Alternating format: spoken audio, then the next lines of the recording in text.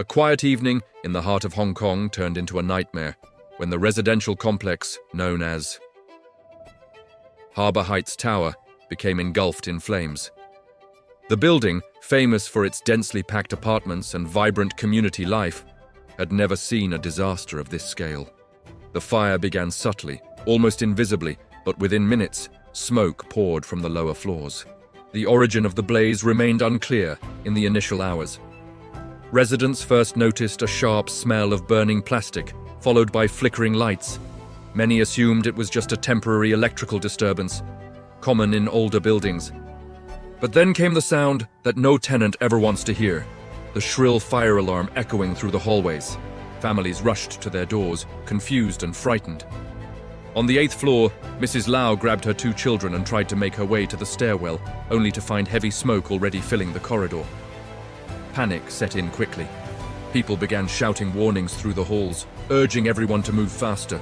Firefighters were dispatched immediately, but traffic congestion in the busy district slowed their arrival.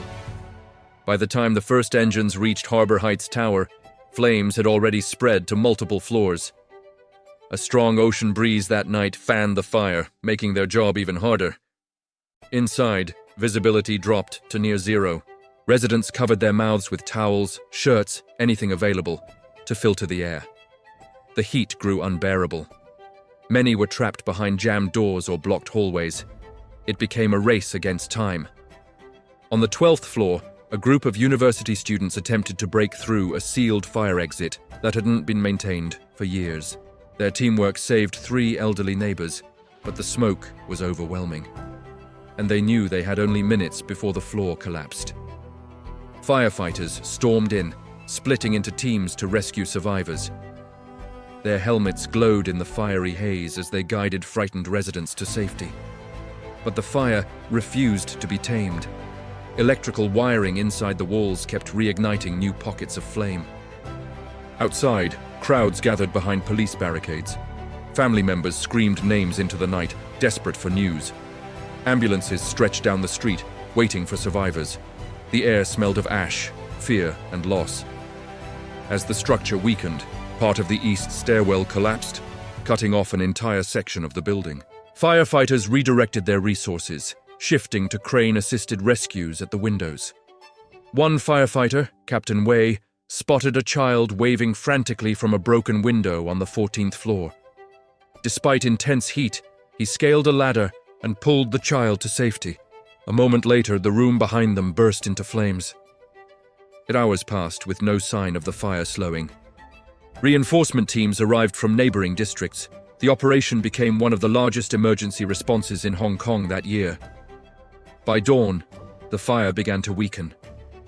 The building, once filled with the sounds of life, laughter, arguments, cooking, music, now stood silent except for the crackling remains of burnt walls. Authorities began the painstaking task of searching each floor. Some residents had managed to escape down the stairwells. Others had taken refuge on the rooftop, where helicopters lifted them to safety during the night. Tragically, 12 people did not survive. Their stories emerged slowly: a retired couple who had lived in the tower for 30 years, a delivery worker resting after a long shift, a visiting cousin staying for just one night, a mother who shielded her child until help arrived. The city mourned deeply. Memorials appeared at the base of the building. Flowers, candles, photos, handwritten notes. Hong Kong's grief was visible in every tribute left behind. Investigators determined that the fire started from an overloaded electrical circuit in a storage room on the 7th floor. Poor maintenance and aging infrastructure turned a small spark into a deadly chain reaction. Public outrage followed. Residents of older towers across Hong Kong demanded urgent inspections. Government representatives promised reforms, improved electrical standards, and better emergency exits. Survivors faced emotional scars. Many struggled with survivors' guilt, replaying the night's events endlessly. Counseling centers opened to support affected families and neighbors. But amid tragedy, acts of heroism shone. Captain Wei and his team received commendations for bravery. Neighbors who had risked their own lives to save others were honored in a citywide ceremony. Years later, Harbour Heights Tower was rebuilt. its new walls standing as a silent reminder of the night that changed so many lives. The memory of the 12 lost souls lives on, not just in stone and steel, but in the hearts of a city that vowed never to forget.